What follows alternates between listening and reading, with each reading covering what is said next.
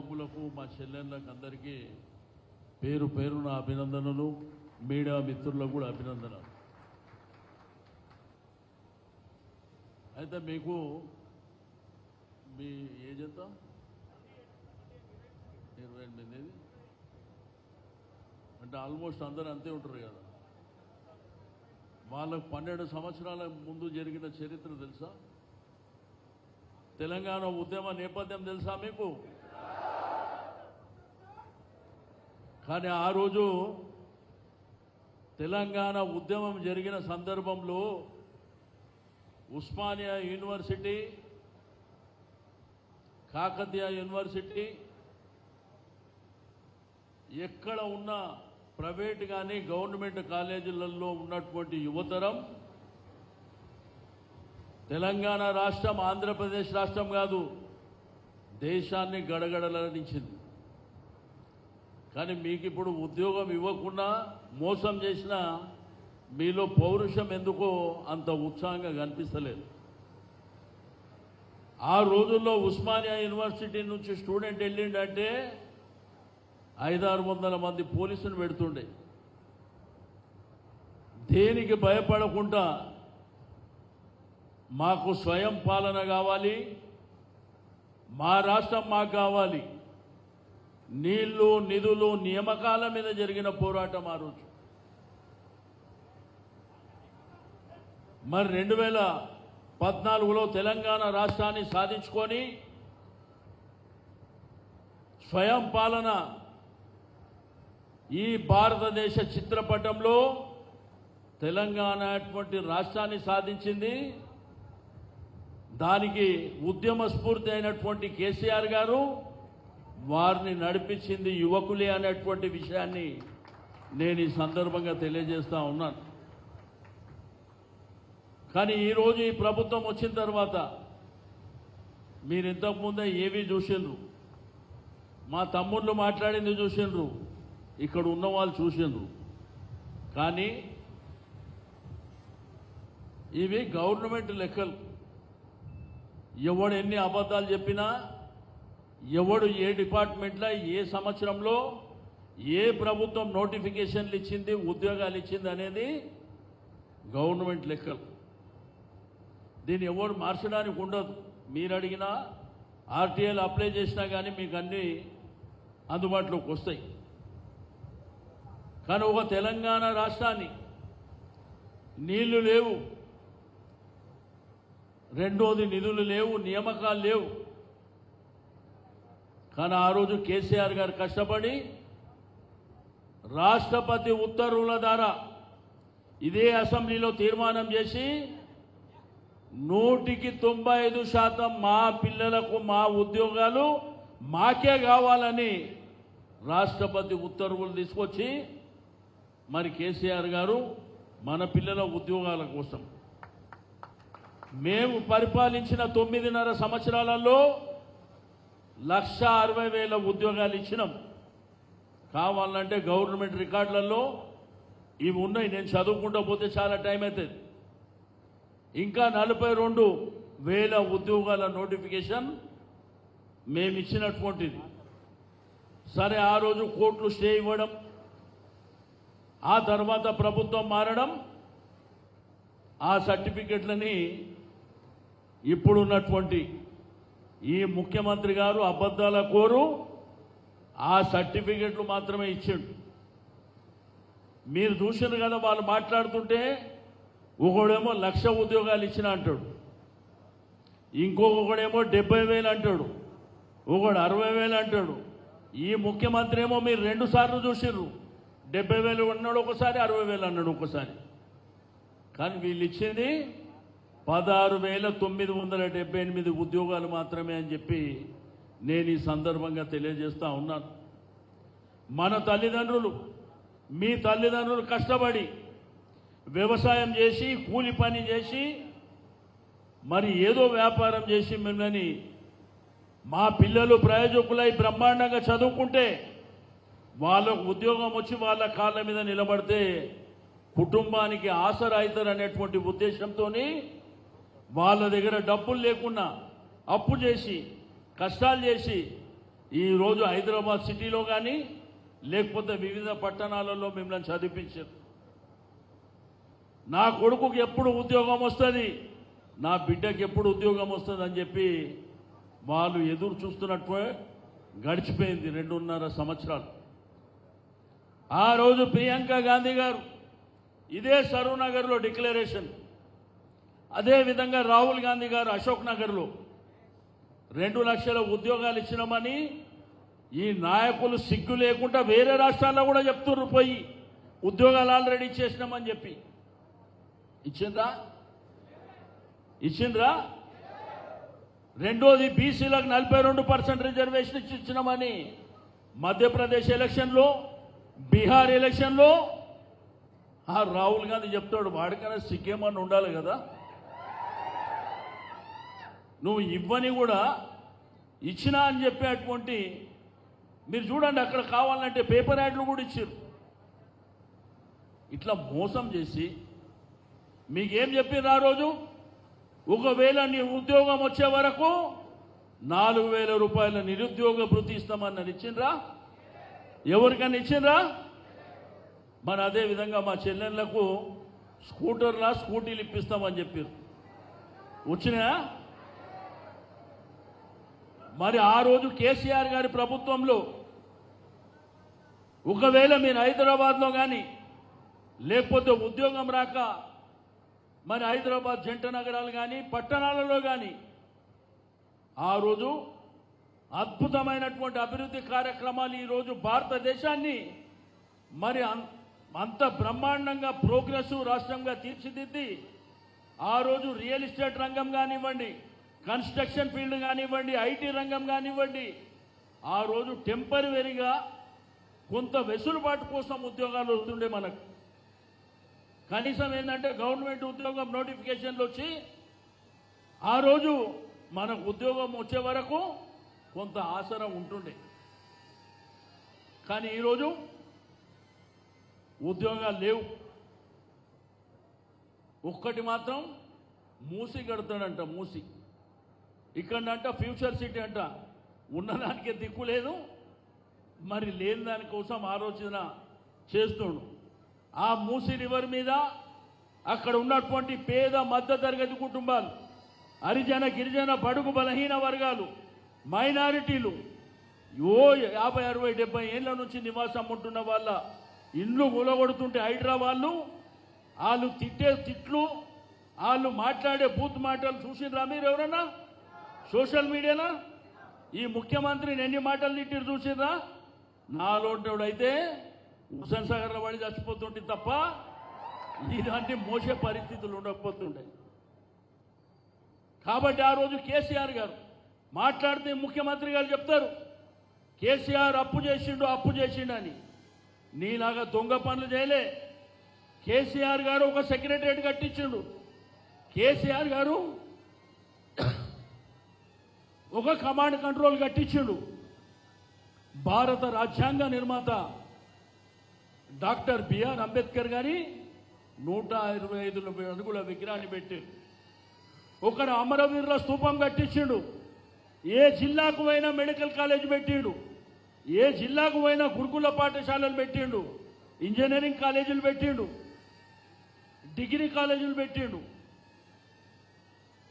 రెండోది కాళేశ్వరం లాంటి అద్భుతమైనటువంటి ప్రాజెక్టు కట్టి తెలంగాణ సస్యశ్యామలంగా ఉండాలని. ఆ రోజు నీళ్లు లేవు. మీ తల్లిదండ్రులని, మీ తాతలని, మీ అమ్మమ్మలని, నాయనమ్మలని అడగండి మీరు. మన తెలంగాణ రాష్ట్రం ఎడారి, నీళ్లు లేవు తాగడానికి, పొలం పండించడానికి కూడా నీళ్లు లేవు, ఇరిగేషన్ వాటర్. కానీ కేసీఆర్ గారు అద్భుతంగా ఒకవైపున మిషన్ కాకతీయ, రెండోది మిషన్ భగీరథ ద్వారా అద్భుతంగా తాగడానికి నీళ్ళు ఇస్తూ, వ్యవసాయానికి నీళ్ళు ఇస్తూ 24 గంటల కరెంట్ ఇచ్చినటువంటి చరిత్ర కేసీఆర్ గారిది. ఆ రోజు ఈ ఇన్వెస్ట్మెంట్ అంతా కొంత అప్పు చేయవలసినటువంటి అవసరం వచ్చింది. చేసినాం, మేము ఇవన్నీ సృష్టించినాం. నువ్వు 2.5 సంవత్సరాలలో 4 లక్షల కోట్లు అప్పు చేసి ఏ ఒక్క కార్యక్రమమైనా చేసినరా చూపిమని అడగండి. బాధ్యత గల మంత్రులు, రాజ్యాంగం మీద ప్రమాణం చేసినటువంటి మంత్రులు, ఒకడు 1,00,000 ఉద్యోగాలు, ఒకడు 70,000, ఒకడు 60,000, ఒకడు 30,000 అని మాట్లాడుతుంటే మరి చదువుకున్నటువంటి మీరు ఏం మాట్లాడవలసిన పరిస్థితి వచ్చింది, ఏం సమాధానం చెప్పుకునే పరిస్థితి వచ్చిందో ఒక్కసారి ఆలోచన చేయండి. అందుకే సుధీర్ రెడ్డి గారు నిరుద్యోగుల వంచన సభ అనే కార్యక్రమాన్ని ఏర్పాటు చేసిండు. మీకు అండగా ఉన్నాడు. మేము ఒకటే మీకు చెప్తున్నాం, వీళ్ళని అసెంబ్లీలో వదిలిపెట్టే సమస్య లేదు. అదేవిధంగా ఆగస్టు మాసంలో ఇదే సరూనగర్లో ఏదైతే యువత డిక్లరేషన్ ఇచ్చిండ్రో, ఆ రోజు ఏదైతే ప్రియాంక గాంధీ గారు వచ్చిండ్రో, ఆ ప్రాంతంలోనే కొన్ని లక్షలాది మంది నిరుద్యోగులతోని మరి మేము సభ పెట్టబోతా ఉన్నాం. మీరు కూడా విజృంభించవలసినటువంటి అవసరం ఉన్నది. తప్పకుండా ఈ ప్రభుత్వం మీద ఒత్తిడి తీసుకొస్తాం. ఫీజు రియంబర్స్మెంట్ మీద కోర్టు ఒక తీర్పిస్తే గవర్నమెంట్ చేతులు ఎత్తేసి ఆ భారం నుంచి తప్పుకున్నామని చెప్పి చదువుకునేటువంటి పిల్లల కోసం ఆ రోజు దివంగత నేత రాజశేఖర్ రెడ్డి గారు ఫీజు రియంబర్స్మెంట్ ఇస్తే దాన్ని కేసీఆర్ గారు కంటిన్యూ చేశారు. మన పిల్లల మీద భారం పడద్దని, ఒక కుటుంబానికి భారం పడద్దని ఆ ఫీజు రియంబర్స్మెంట్ గవర్నమెంటే కట్టాలని మరి కేసీఆర్ గారు మరి ఆ యొక్క కార్యక్రమాన్ని సంపూర్ణంగా చేసుకొని వచ్చినటువంటి సందర్భం. ఈరోజు మీరు చూస్తూ ఉన్నారు. ఈరోజు మనం మెడికల్ కాలేజీలు కట్టినాం, గవర్నమెంట్ హాస్పిటళ్ళు 5 ప్రాంతాలలో గవర్నమెంట్ హాస్పిటల్స్, వరంగల్ కానివ్వండి, సరూనగర్ కానివ్వండి, తిరుమలగిరి, గచ్చిబౌలి, సనత్ నగర్ ప్రాంతంలో ఇవన్నీ రిక్రూట్మెంట్ చేసే చేతగాని ఈ ప్రభుత్వం మాటలు మాత్రం మీరు చూసినరా. ఈరోజు ప్రజాస్వామ్యంలో ఒక ముఖ్యమంత్రి పదవి అనేది అత్యున్నతమైనటువంటి పదవి. అంటే ఈ రాష్ట్రానికి నేనే తండ్రి, నేనే తల్లి, ఈ రాష్ట్ర ప్రజల కోసం నేను ఆలోచించవలసినటువంటి పదవి. ఆ పదవి మీద కూర్చొని నీ గుడ్లు తీసి కోటీలాడతా, నీ పేగులు తీసి మెడలేసుకుంటా, నిన్ను పండబెట్టి తొక్కుతా. ఇక్కడ నన్ను విన్నరా ఈ మాటలు? ఇక్కడ నిన్నరా? ఆ రోజు అశోక్ నగర్లో మాట్లాడినప్పుడు కానీ, మరి ఆ రోజు సరూనగర్లో మాట్లాడినప్పుడు కానీ, మీ జిల్లాల ప్రాంతంలో కానీ ఆ రోజు మాట్లాడినప్పుడు ఆ రోజు యువత నిరుద్యోగులు గుర్తొచ్చారు. ఈరోజు ఇదే నిరుద్యోగులు ధర్నా చేస్తే లాఠీ చార్జులు, అరెస్టులు చేస్తున్నారు. తమ్ముడు చెప్పిండు ఇప్పుడే, మేము కాంగ్రెస్కు ఓటేయడానికి ఊరూరు తిరిగినామని చెప్పి. ఆ ఊరూరు తిరిగినందుకే మీకు పంగనామాలు పెట్టాడు. ఎందుకంటే ఇటువంటి దొంగల్ని, కాంగ్రెస్ చరిత్రనే దొంగల చరిత్ర. ముఖ్యమంత్రికి ఉద్యోగం వచ్చే వాళ్ళ అన్నదమ్ములకు అందరికీ ఉద్యోగాలు వచ్చినాయి. మాట్లాడుతున్నటువంటి మంత్రులకు అందరికీ ఉద్యోగాలు వచ్చినాయి. లాస్ట్కు కోదండరాం గారికి కూడా ఉద్యోగం వచ్చింది. కానీ మన యువతకు ఉద్యోగాలు లేవు. అందుకే మీరు అధైర్యపడద్దు. మీ కుటుంబానికి కూడా మీరు ధైర్యం చెప్పాలి. ఇప్పుడే మా సుధీర్ అన్న 12 మంది విద్యార్థులు చనిపోయారు అన్నారు. మీరు దయచేసి ఏ అగత్యాలకు పాల్పడొద్దు, బలిదానాలకు పాల్పడొద్దు. ఇది మన రాష్ట్రం. దీంట్లో మీ అందరు హక్కు ఉన్నది. కొట్లాడదాం, ఏడికి పడతాడికి, ఏడు కంటే ఆడికి కొట్లాడదాం. కొట్లాడడానికి సిద్ధంగా ఉండాలి తప్ప మనము మన కుటుంబం మనం పెంచి ఇంత పెద్ద చేసినటువంటి కుటుంబానికి మనం ఏదో తప్పుడు పని చేసి, తప్పుడు అంటే ఆత్మహత్యనో ఇంకోటి అటెంప్ట్ చేసి వాళ్ళ కడుపు కోత మాత్రం చేయొద్దని చెప్పి నేను ఈ సందర్భంగా తెలియజేస్తా ఉన్నాను. ఎందుకంటే ధైర్యంతో ఉండండి. ప్రభుత్వం ఉద్యోగాలు ఇస్తలేదు, మోసపూరితమైనటువంటి హామీలు ఇచ్చిందని మన తల్లిదండ్రులకు కూడా తెలుసు. కాబట్టి మీరు ధైర్యంగా ఉండండి. బీఆర్ఎస్ పార్టీ మీకు అండదండలుగా ఉంటుంది, అన్ని విధాలుగా పోరాటం చేస్తుంది. మీకోసం మీ ఉద్యోగాలు వచ్చే వరకు వీళ్ళ మెడలు వంచే వరకు మేము నిద్రపోమని చెప్పి నేను ఈ సందర్భంగా తెలియజేస్తా ఉన్నాను. ఆ రోజు కేసీఆర్ గారికి ఎన్ని ఇబ్బందులున్నా, కొత్త రాష్ట్రం వచ్చింది, అనేకమైనటువంటి కార్యక్రమాలు ఉన్నా కానీ మనకిచ్చే నోటిఫికేషన్ల విషయంలో కానీ మనకిచ్చే ఉద్యోగాల విషయంలో కానీ వెనుకంజ వేయలేదు. ఆ రోజు మరి ఇచ్చినటువంటి ఉద్యోగాల సంఖ్య కూడా మీరు చెక్ చేసుకోండి, ఎక్కడన్నా ఆర్టీఏ ద్వారా వస్తుంది, చెక్ చేసుకోండి. కాబట్టి 2.5 సంవత్సరాలు అయింది ప్రభుత్వం వచ్చి, అనేకమైనటువంటి హామీలు ఇచ్చారు. మా ఆడొక్క చెల్లెళ్ళకైతే ఇంటికాడ ఉండండి, నెలకు 2,500 ఇస్తామని చెప్పారు. అవ్వా తాతలకు 2,000 పెన్షన్ ఉంటే 4,000 ఇస్తామని చెప్పారు. స్కూటీలు ఇస్తామని చెప్పారు. రైతు బంధు కాదు, రైతు భరోసా 12,000 రూపాయలు ఇస్తామని చెప్పారు. ఈ దద్దమ్మ ప్రభుత్వానికి తులం బంగారం అంట చెల్లె పెళ్ళిలో, ఒక బిడ్డ పెళ్ళిలో చేస్తే ఇచ్చిండ్రా? మరి ఆ రోజు పండించినటువంటి పంట ఒట్లు కూడా కొనే గతి లేనటువంటి ప్రభుత్వం ఇక్కడ చూస్తూ ఉన్నాం. గోనె సంచులు ఇచ్చే పరిస్థితిలో లేదు. కాబట్టి రైతాంగం కూడా ఇబ్బంది పడుతుంది.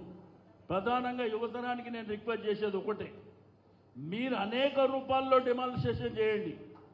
మన యొక్క ఎయిమ్, మన యొక్క టార్గెట్ ఎవరినో కొట్టడమో ఎవరి మీదకి పోవడమో మనకు కాదు. అనేక రకాలుగా డెమాన్స్ట్రేషన్ చేయండి. ఇందిరా పార్క్ దగ్గర ధర్నా చేయండి, లేకపోతే గ్రామాలలో టార్గెటెడ్గా కరీంనగర్ ప్రాంతం కానీ, నిజామాబాద్ కానీ, మహబూబ్ నగర్, నల్గొండ, వరంగల్ కానివ్వండి, ఆదిలాబాద్ కానివ్వండి, మీరే ఒక 50 మంది ప్రతి జిల్లా చొప్పున పాదయాత్రలు లేకపోతే అక్కడ డెమాన్స్ట్రేషన్ చేసే కార్యక్రమాలు చేయండి. కానీ మనము ఎట్టి పరిస్థితుల్లో భయపడవలసినటువంటి అవసరం లేదు. ఆ రోజు మీరు ఊరూరు తిరిగిన కొంతమంది కాంగ్రెస్ ప్రభుత్వం రావాలి అని చెప్పి, కానీ కేసీఆర్ గారు చాలా అద్భుతాలు చేసినా ఆ రోజు ఎవరికి కనిపించలేకపోయింది. కొంతమందికి ఏంటంటే యాంటీగా మాట్లాడేటువంటి పరిస్థితి వచ్చింది. ఓకే, మేము పరిపాలన 10 సంవత్సరాల పాటు బ్రహ్మాండంగా చేసినాం. మీరెక్కడైనా పోండి ఈ రాష్ట్రంలో ఇరిగేషన్ ప్రాజెక్ట్ ఎవరు కొట్టిరు? నల్గొండ ప్రాంతంలో నీళ్లు లేక కాళ్ళు చేతులు ఫ్లోరైడ్ వలన ఇబ్బందులు పడుతుంటే దానికి కూడా మరి కేసీఆర్ గారి నాయకత్వంలోనే ఆ ఫ్లోరైడ్ బాధితులు ఎప్పుడు స్వాతంత్రం వచ్చినప్పటి నుంచి ఉన్నటువంటిది దాన్ని రూపుమాపినటువంటి పరిస్థితి. ఇక్కడ కృష్ణా కానివ్వండి, గోదావరి జలాలు కానివ్వండి, మన రాష్ట్రం సస్యశ్యామలంగా ఉండాలని అనేకమైనటువంటి కార్యక్రమాలు మన ప్రభుత్వం చేసింది ఆ రోజు. కానీ 2.5 సంవత్సరాలల్లో ఏమన్నా మాట్లాడితే ఎదురుదాడి చేయడం, ఏదైనా మాట్లాడితే పోలీసులని పెట్టి దౌర్జన్యంగా. ఈరోజు పోలీసు ఉద్యోగాల కోసమే కదా మనం పోరాటం చేస్తుంది. కానీ మన పోలీసులు ఇష్టం ఉన్నట్టు కొట్టి అరెస్టులు చేసి జైలుకు పంపించేటువంటి కార్యక్రమాలని మరి చేసుకుంటూ వెళ్తున్నటువంటి పరిస్థితులను కూడా మనం చూస్తూ ఉన్నాం. కాబట్టి మీకు ఆకర్షణ పెట్టేటువంటి కార్యక్రమంలో సుధీర్ రెడ్డి గారు మేము అందరం కూర్చొని మొన్ననే మాట్లాడుకున్నాం. ఆ యొక్క కార్యక్రమాన్ని కూడా మరి కేటీఆర్ గారిని ముఖ్య అతిథిగా పిలిచి ఆ రోజు ఈ ప్రభుత్వం చేస్తున్నటువంటి ఈ మోసపూరితమైనటువంటి హామీలకు చర్మగీతం పాడడమే కాకుండా మళ్ళా మన ప్రభుత్వం వచ్చిన తర్వాత ఏం చేస్తామో కూడా ఆ రోజు కేటీఆర్ గారితో మీ సమక్షంలో మాట్లాడిపిస్తామని చెప్పి నేను ఈ సందర్భంగా తెలియజేస్తా ఉన్నాను. కాబట్టి మీరు కూడా ఒక పోరాట పటిమ, తెలంగాణ అంటే ఒక పోరాట స్ఫూర్తి ఉన్నటువంటి గడ్డ. ఈ గడ్డ మీదకి నిరంతరంగా మనం పోరాటం చేయాలి. అనేకమైనటువంటి పోరాటాలు చేయవలసినటువంటి ఆ రోజు తెలంగాణ రాష్ట్రం సాధించాలంటే ఉస్మానియా యూనివర్సిటీకి అని విద్యార్థులు బయటకు వస్తున్నారంటే ప్రభుత్వమే గడగడలాడిపోతుండే. అటువంటి పోరాటాలు చేయాలి. అంతేగాని మనం అట్టయిపోయి బాధపడిపోయి కుమిలిపోయి నాకు ఎట్లా నా తల్లిదండ్రులకు ముఖం చూపించలేనని లేకపోతే ఫ్రెండ్స్కు ముఖం చూపించలేనని లేనిపోని దానికి దారి తీయద్దు అని చెప్పి నేను ఈ సందర్భంగా తెలియజేస్తా ఉన్నాను. మనం అనేక రూపాల్లో పోరాటం చేద్దాం. ఎందుకంటే ఈ ప్రభుత్వానికి సిగ్గు లేదు. ఆ రాహుల్ గాంధీకి అంతకంటే సిగ్గు లేదు. ఎందుకంటే ఇయ్యని ఉద్యోగాలు ఇచ్చినామని దేశమంతా చెప్తాడనా ఎవడన్నా? నువ్వు ఇచ్చి చెప్తే సంతోషం, కానీ ఇయ్యని ఉద్యోగాలు ఇచ్చినామని చెప్పి ఈ విధంగా మోసపూరితంగా ఇదే రాహుల్ గాంధీని ఇప్పుడు అశోక్ నగర్ రమ్మని చెప్పండి, ఇదే రాహుల్ గాంధీని సరూర్ నగర్ రమ్మని చెప్పండి, దిల్సుఖ్ నగర్ ప్రాంతానికి రమ్మని చెప్పండి, మీ మధ్యలోకి వచ్చి మాట్లాడమని చెప్పి నేను ఈ సందర్భంగా డిమాండ్ చేస్తూ ఉన్నానని చెప్పి నేను ఈ సందర్భంగా తెలియజేస్తూ, నేను చివరగా చెప్పేది ఒకటే, మీకు ఎంతో వయసు ఉంది, తప్పకుండా అద్భుతమైనటువంటి అవకాశాలు మన రాష్ట్రంలో వస్తాయి. ఎందుకంటే ఇప్పుడు ఈ 2.5 సంవత్సరాలలో మొత్తం రియల్ ఎస్టేట్ కానీ అన్ని వ్యాపార రంగాలు కానీ కుప్పగూలిపోయినాయి. ఒక్క 2.5 సంవత్సరాలు తిరిగి కేసీఆర్ గారు ముఖ్యమంత్రి అయిన తర్వాత ఈ రాష్ట్రం ఈ దేశంలోనే నంబర్ 1 స్థాయికి వెళ్ళడమే కాకుండా నిరుద్యోగులు అనేటువంటి ఇబ్బందులు లేకుండా అనేక రూపాల్లో ప్రభుత్వమా, ప్రైవేటా, ఇండస్ట్రీయా, ఐటీయా చాలా అంశాలు ఉన్నాయి. మీకు అందరికీ ఏం చెప్పిండు ముఖ్యమంత్రి? నిరుద్యోగులకు ఉద్యోగం ఇవ్వకపోతే 10 లక్షల వడ్డీ లేని రుణం ఇస్తాడంటే ఇచ్చిండు ఎవరికన్నా? మరి ఇన్ని మోసాలు చెప్పి ఇన్ని విధాలుగా వంచన చేసి అధికారం ఎక్కిన తర్వాత కళ్ళు కనిపించకుండా ఇదే విద్యార్థులు అడగనీకి వస్తే పోలీసులతో కొట్టించి వాళ్ళని అరెస్టు చేయడం ఎంతవరకు ధర్మం? కాబట్టి మీ అందరికీ మరోసారి ఈ యొక్క కార్యక్రమాన్ని నిర్వహించినటువంటి మా తమ్ముళ్లకు, దానికి సహకరించిన మా సుధీరన్నకు, ఇక్కడ ఉన్నటువంటి పార్టీ నాయకులకు, మా విద్యార్థి యువత నాయకులకు అందరికీ పేరు పేరున అభినందనలు తెలియజేస్తూ, తప్పకుండా రాబో కాలంలో మీతో నిలబడి మేము పోరాటం చేస్తాం. అసెంబ్లీలో కూడా వదిలిపెట్టమని ఎట్టి పరిస్థితుల్లో ప్రభుత్వం మీద ఒత్తిడి పెంచే వరకు నిరంతరం